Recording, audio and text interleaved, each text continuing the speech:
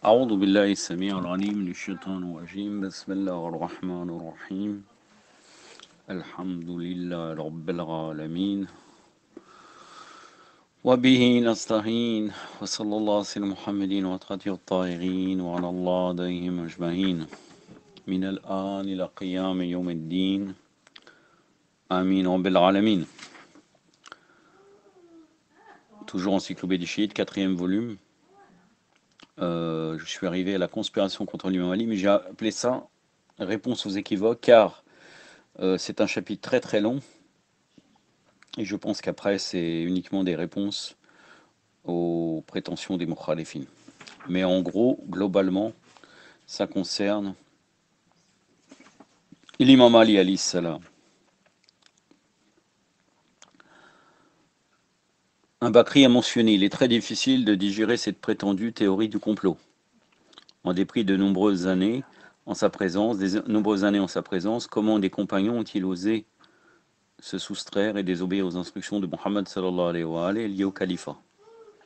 Donc là, ce que répond l'auteur de l'encyclopédie: j'accepterai volontiers l'argument de, bon, il dit ce frère, mais on dit de ce Bakri, s'il peut me convaincre pourquoi presque tous les compagnons de Moussa alayhi salam sont devenus des incrédules en adorant un veau d'or après tant d'années de formation.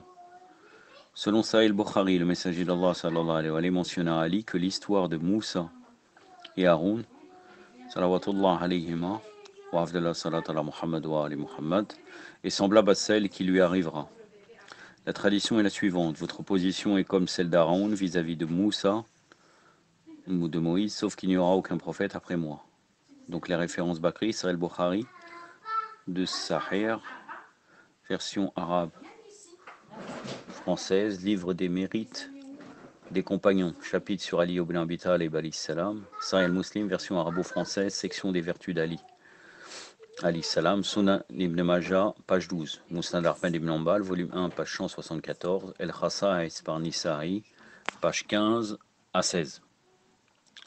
Mushkil al-Asar par Tahawi, volume 2, page 309. Maintenant, la position d'Haroun alayhi salam à Moussa est donnée par les versets du Coran, parmi lesquels sont les trois suivants. Moïse dit: oh Allah, signe-moi un vizir de ma famille, mon frère Haroun. Allah a dit: nous avons accordé vos demandes au Moussa, à Moïse. A'udhu billahi samir al-ghalim min ash-shaytan rajim. Donc la sourate 20, le verset 29 à 36. Bon, ça saute un petit peu, puisque assigne-moi un vizir de ma famille au frère Haroun, qu'est-ce que c'est? Fortifie-moi par lui, associe-le à ma tâche, que nous célébrions beaucoup ta transcendance, et nous souvenons beaucoup de toi, et toi tu es clairvoyant sur nous. Allah dit: ta demande exaucée au Moussa. Donc je vais vous lire du 29 au 36. Donc sourate Taha, la sourate numéro 20, versets 29 à 36. A'udhu billahi samir al-alim minash shaitanir rajim. Waj'al li waziratin min ali, Harun akhi, usdud bihi azri, وأشركه في أمري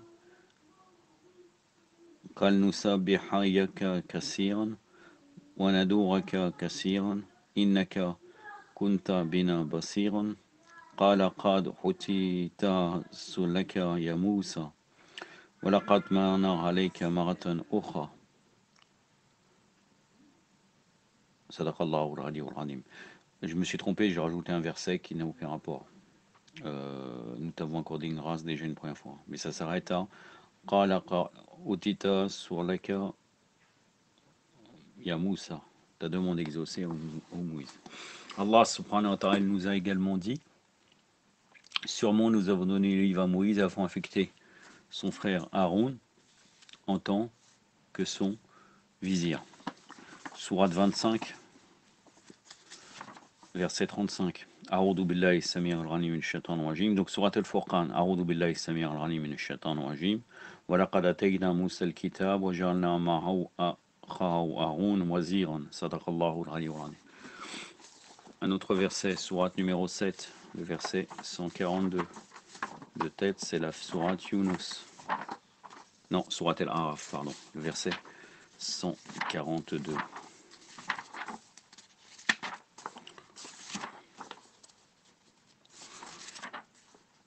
Et Moïse dit à son frère Haroun: remplace-moi parmi ma communauté. au milieu du verset. أعوذ بالله السميع العليم من الشيطان الرجيم وقال موسى لأخي هارون اخلفني في قومي صدق الله العلي العظيم. Notez que Okhlofni, traduit par remplace-moi, et Khilafa sont exactement de la même racine. Maintenant, ce qui est relaté du Sahih Bukhari, nous devons remplacer le mot Moussa alayhi salam par Muhammad sallallahu alayhi wa sallam, et Haroun par Ali alayhi salam. Puis vous comprendrez très vite cette similitude. La phrase devient et Muhammad dit à son frère Ali, remplace-moi parmi la communauté. Naturellement, la tradition du Sahih Bukhari a exclu le prophétie à l'imam Ali alayhi salam, mais l'instaura pour la conduite de la communauté. Mettant les trois versets ci-dessus avec ce qui a été relaté par Al-Bukhari, Al-Muslim, Ibn Majah et beaucoup d'autres traditionalistes, nous comprenons le mystère. Ali et le frère sont députés, son successeur. Par la tradition authentique ci-dessus, le prophète sallallahu alayhi wa sallam expliqua que Moïse avait confié à Aaron la gérance de sa communauté lorsqu'il alla au Miqat, à la réunion d'Allah, avec Allah. De la même manière, il sallallahu alayhi wa sallam confia aussi à Ali alayhi salam les affaires de l'islam après sa mort, après son décès. Confirmant ce que la tradition ci-dessus implique, nous trouvons dans les nombreux rapports que l'imam Ali alayhi salam a reçu le titre de frère du prophète lorsqu'il a établi le lien de la fraternité parmi ses disciples. Sahih at-Tirmidhi, volume 5, page 363, Sira ibn Hisham, page 504, et Tardib, volume 4, page 251. Il est assez intéressant de noter que le prophète sallallahu alayhi wa sallam à cette occasion établit une fraternité entre Abu Bakr et Omar. Tabaqat ibn Sa'd, volume 3, partie 1, page 123. Si Abu Bakr était vraiment le plus proche du prophète, il l'aurait choisi. En fait, si nous analysons plus profondément la situation après la mort du prophète, après le décès du prophète Mohammed sallallahu alayhi wa sallam et le départ de Moïse au Miqat, nous remarquons considérablement les similitudes à travers les propos prophétiques. Allah lui ordonna d'assigner Haroun en tant que son successeur, calife, lorsqu'il partit au Miqat, rendez-vous avec Allah, pour un total de 40 jours. Après son départ, la plupart de ses compagnons se sont rebellés contre Haroun et furent égarés par Samiri en adorant un veau d'or. Là, je ne vais pas revenir au verset coranique, notamment le sourate 7, verset 142, sourate 20, verset 90, sourate 97, verset 20, non, sourate 20, verset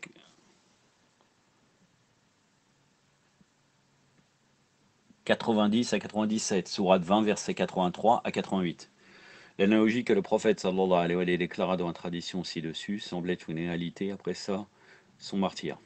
La plupart des compagnons, excepté Abu Dar, Megdad, Salman el-Farsi, Ammar et quelques autres,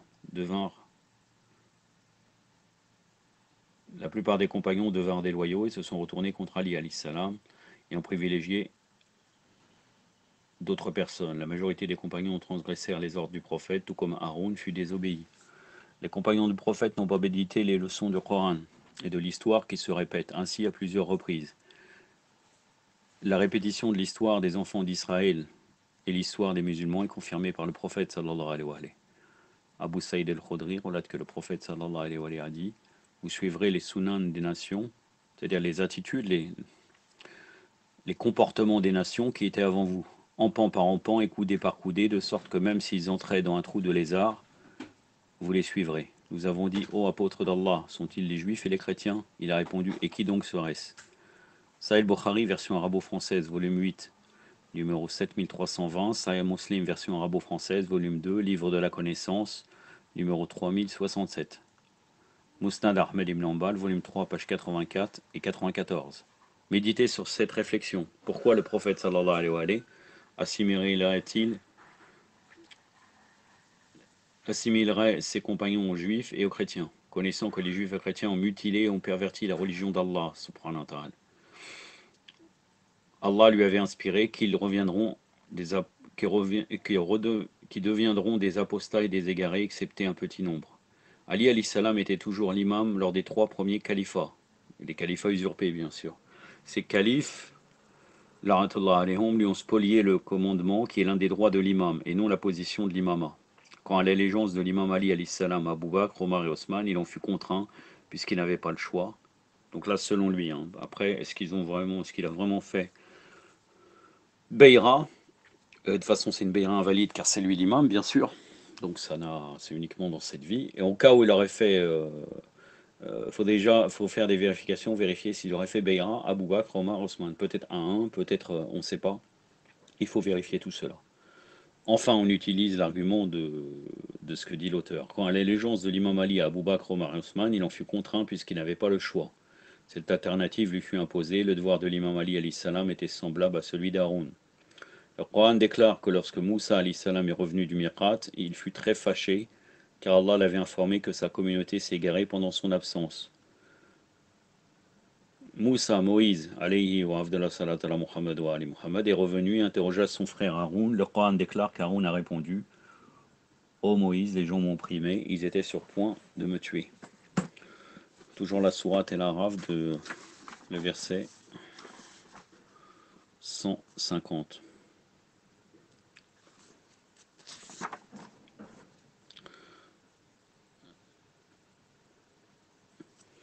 Au milieu du verset, aux trois quarts du verset, pardon.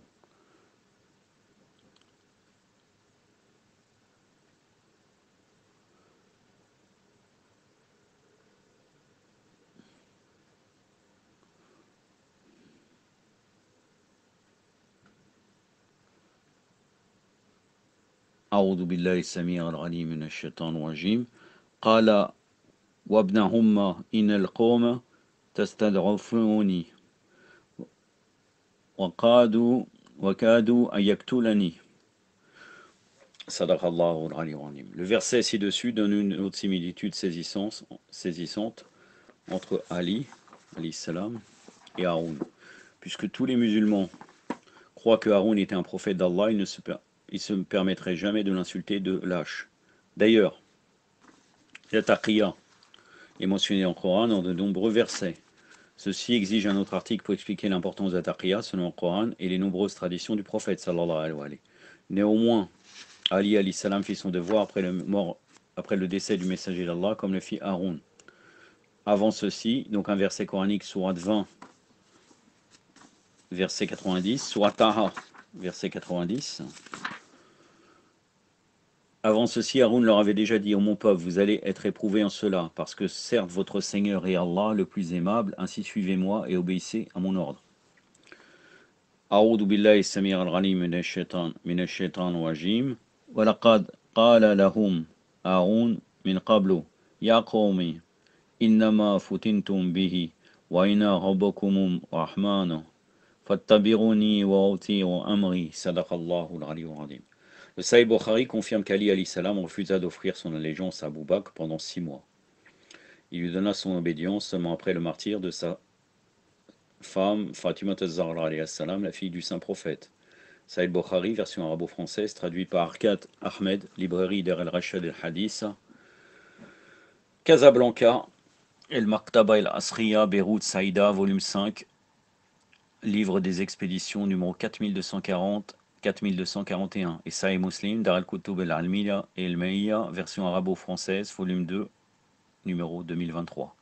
Après le décès du prophète, sallallahu alayhi wa sallam, pendant 40 jours, Ali alayhi salam contactait de nuit des compagnons bien connus, les conviant aux instructions du prophète, et leur demandant de le joindre pour obtenir le califat. Cependant, personne n'a répondu, excepté Abu Dar, Miqdad et Salman, radwanallahu alayhum.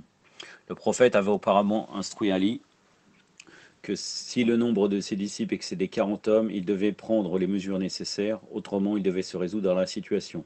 Ali alayhi salam n'avait pas peur d'être tué, il resta silencieux pour maintenir vivante cette pelouse fanée, c'est-à-dire l'islam, par cette usurpation. Après qu'il comprit qu'aucun succès n'aboutira, il a maintenu son silence. Lors de son mutisme, il a en effet commencé à coopérer avec les 2 premiers califes usurpateurs. Comme conseiller, il fit de son mieux pour diminuer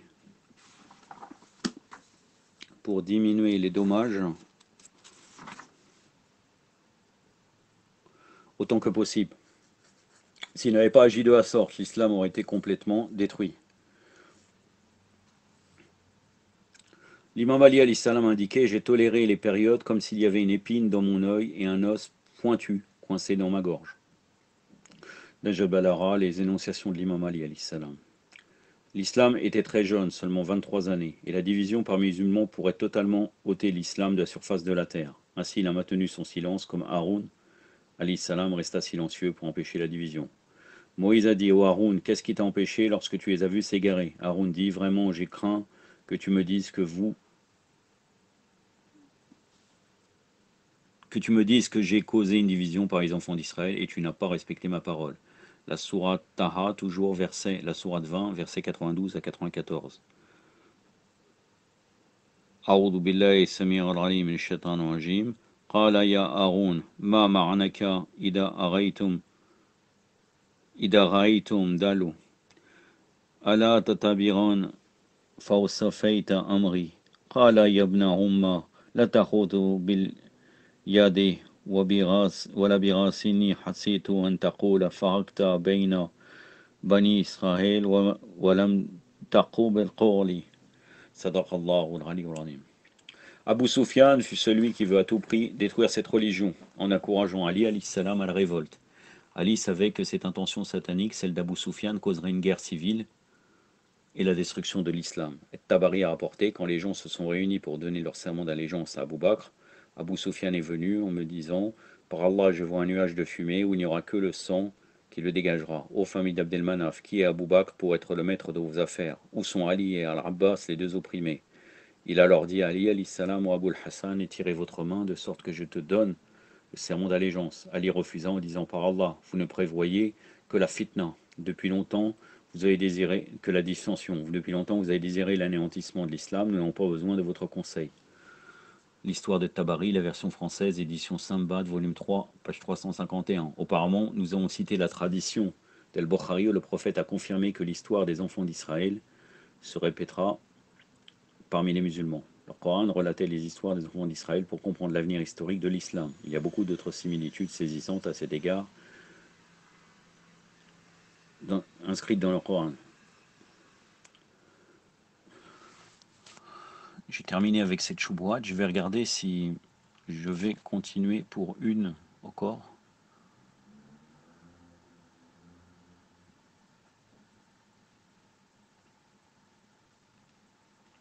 Bon, ça a l'air un peu long.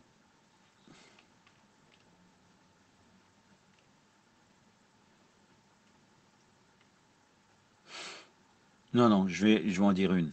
Un frère Bakri, bon, il l'appelle Bakri, hein, il a dit un frère sunnite. Un Bakri, moi je l'appelle Bakri. Un Moukhallef a mentionné qu'Haroun est mort alors que Moïse était encore en vie. Vous confirmez le califat d'Ali en employant la tradition de Sahih Bukhari dans laquelle le prophète sallallahu alayhi wa sallam a dit votre position à moi est comme la position d'Haroun à Moïse, sauf qu'il n'y aura aucun prophète après moi, alors que ceci était une analogie incorrecte. La réclamation qu'Haroun est mort pendant la vie du prophète Moussa alayhi salam, si cela est vrai, ne fragilise pas mes arguments, si vous lisiez très soigneusement les paragraphes suivants. Moïse alayhi salam nomma Haroun pour s'occuper de son peuple quand il alla au miqat d'Allah, la réunion d'Allah avec Allah. De la même manière que le prophète sallallahu alayhi wa sallam nomma Ali pour s'occuper des affaires de l'islam après qu'il ait rencontré Allah, c'est-à-dire son décès. Cette affirmation devient évidente lorsque nous regardons la dernière expression de la tradition d'Al-Bukhari où le messager d'Allah sallallahu alayhi wa sallam a mentionné, sauf qu'il n'y aura aucun prophète après moi. Que pensez-vous du mot après dans ce rapport du prophète sallallahu alayhi wa sallam? Ne pensez-vous pas que le prophète Mohammed sallallahu alayhi wa sallam parlait après sa mort? Cette position à laquelle le prophète sallallahu alayhi wa sallam a confié à Ali alayhi salam était en sa possession jusqu'à sa mort. Aucune personne à part le prophète Mohammed sallallahu alayhi wa sallam a rapporté cette position à Ali alayhi salam. Le prophète Moussa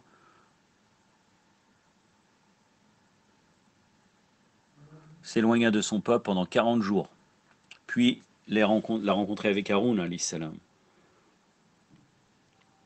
De même, le prophète Mohammed sallallahu alayhi wa sallam est parti vivant dans le ciel et il nous rencontrera bientôt, ainsi que ses compagnons et l'imam Ali, le jour du jugement. Il les interrogera de la même manière que Moussa alayhi salam interrogea son peuple, particulièrement ceux qui s'égarèrent de la religion et adorèrent le veau d'or. Là, il dit parti vivant parce que bien sûr, il est tombé martyr. Sallallahu alayhi wa sallam. Lisez la tradition suivante du Sahih Bukhari pour avoir une certaine idée de la conversation potentielle entre le prophète Mohammed sallallahu alayhi wa sallam et certains de ses compagnons. Sahih Bukhari, volume 8, numéro 7050 et 7051. Ibn Sa'd a relaté que le prophète a dit « Je vous devancerai auprès du bassin. Les gens qui me connaissent et que je connais viendront devant moi, mais on fera de sorte qu'aucun de nous ne pourra contacter l'autre. » Abu Azim dit Comme Nourman ibn Abouayash m'entendit dire cela. Il me demanda, c'est dans ces termes que tu as entendu Sa'al ibn Sa'd rapporter cela? J'ai répondu oui. Quand à moi j'ai entendu Abu Saïd el-Khudri rapporter ce rajout, mais ils sont de moi, mais tu ne sais pas ce qu'ils ont innové après ton départ. Que celui qui est changé soit loin de moi. Voilà, j'en ai terminé. Il y aura une autre objection allant dans le même sens que je vous citerai la prochaine fois, Inch'Allah. Aktafi bi'ad al-Qadr, wa sallallahu ala Muhammadin wa trati wa ta'irin, wassalamu alaikum wa rahmatullah.